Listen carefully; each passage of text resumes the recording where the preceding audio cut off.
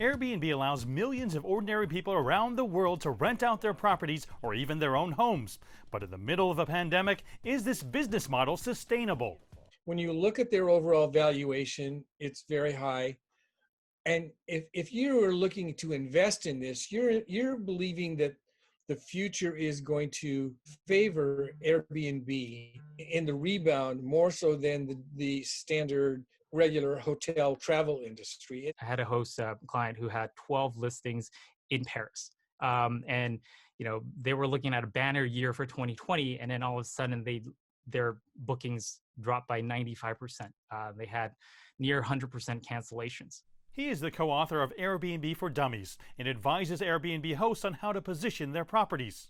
He says even though Airbnb bookings dropped by 80 to 95% in the early days of the COVID-19 pandemic, he's still bullish on Airbnb's flexible business model.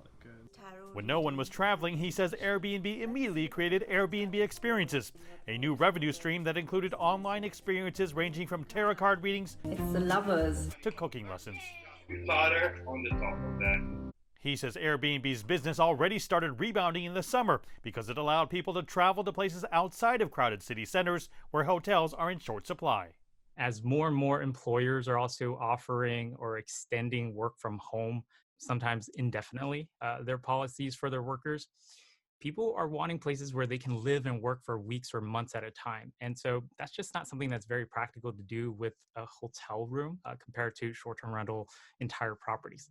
Even though some hosts have dropped out of the market, he says there's no better time than now to become an Airbnb host. In a time of economic insecurity, more people are going to be looking for ways to generate a side income. So by following enhanced safety protocols and getting property listings in order now, a potential host could move ahead of the pack.